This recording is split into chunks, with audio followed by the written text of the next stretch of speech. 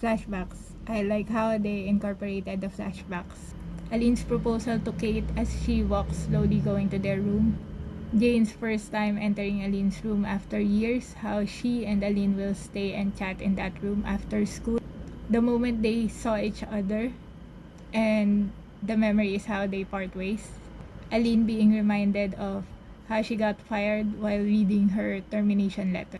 These short flashbacks adds up to that hooking factor. It answers our questions, but it also gives another one to answer. It makes us more invested. Lena and Miu's acting. How their eyes communicates. They can deliver their message well. I first watched this episode at CH3 website without subtitles, and I totally understand what they want to convey. Visual storytelling. There are a lot of scenes where the environment also tells a story. Alin having a good career in New York, we can see that many people gave their good feedbacks on her work. This moment when Jane goes to Alin's house to check Aunt he stays connected even if Alin is no longer staying there.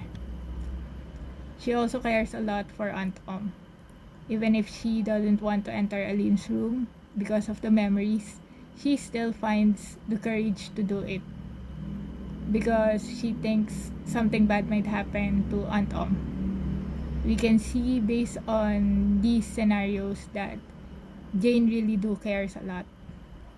This gate, the fence, it represents that there is a wall between them now. Being away from each other for years, not having communication, entering again in people's lives is hard, especially if that person doesn't open the gate for you, doesn't let you in. We'll talk about this on the something special part. Yeah, I'll be talking about the accidents in each of the episodes and what each situation want to tell us. This beautiful scene, how it rained and how Jane hugs Alin even if she is still angry at her. Sunny day, rainy day, even if we're okay or not, I'll still be here for you. A true friend being there in any season. These details help us to understand more the characters, their feelings, and their situation. No one feels happy about a breakup. Jane's stable Instagram. I know I'm not the only one who got curious. Of course, I checked it. And yep, it's real. Not sure if it's still up though. That hair blow drying technique. Alin, be honest. Do you have a secret salon we don't know about? New York. New York studio. Lynn and Kate's condo. Lynn and Kate's proposal venue. Setasiri. Jane's residence. Alin's residence. The Fountain and Arc area. The place where Jane and Alin last met 8 years ago. The park where Aunt and Aunt took exercise.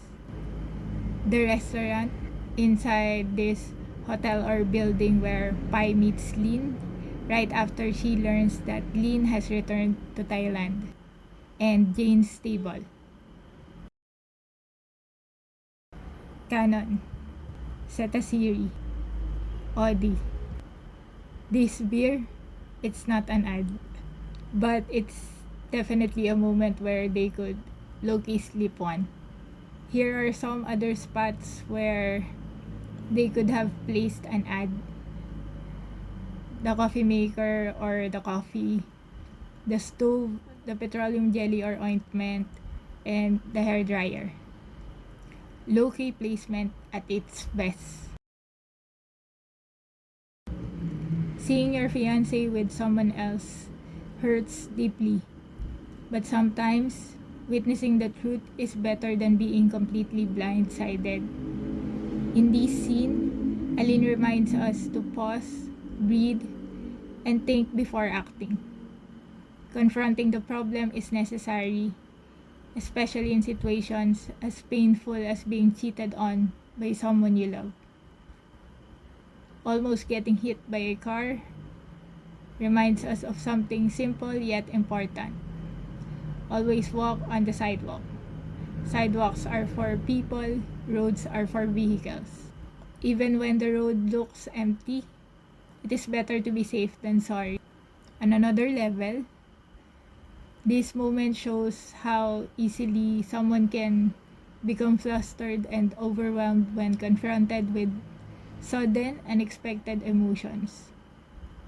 Like when a person you thought was gone suddenly wants to return to your life. Not hitting the right button. Messages meant for us will always find their way.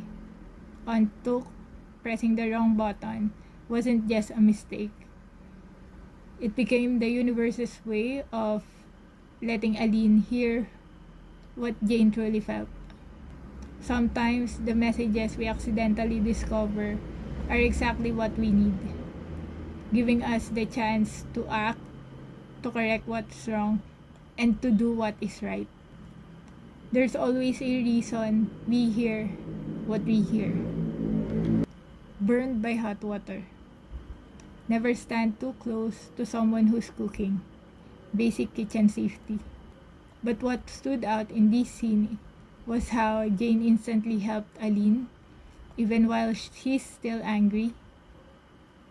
When we truly care for someone, when they're important to us, we can't ignore them, no matter how upset we may be. Miscommunication. Alin goes to Jane's restaurant to ask for a table. Jane agrees, assuming it's for Kate, because she heard the news that Alin and Kate were getting married. She even thinks of it as her own small wedding gift, despite not being invited. Hearing this hurts Alin because she and Kate have already broken up. But Jane has no idea. Overwhelmed, Alin storms off. Jane, shocked by Alin's expression, follows her. She reaches for Alin's arm, but Alin pulls away, causing Jane to fall. In this moment, both of them unintentionally hurt each other.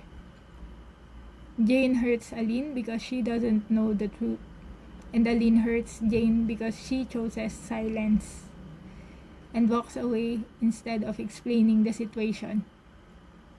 Some pains are difficult to express, but keeping them inside can lead to misunderstanding and can end up hurting not only ourselves but also the people who truly care for us. That smile. Jane feels happy knowing Lynn is no longer with Kate. Yet, at the same time, she feels sad because she sees Lynn hurting. When someone you love becomes single again, there's a natural spark of joy. But it fades quickly when you witness their pain. It's a realistic, deeply human moment that captures the complicated mix of love, empathy, and heartbreak. Accidents. I choose to talk about these accidents in this series, what they represent, and the lessons we can take from them. Tan planned everything. I noticed that in Alin's end of contract letter, there's a part mentioning a change of team. I don't think it was Alin. I think this guy is behind it.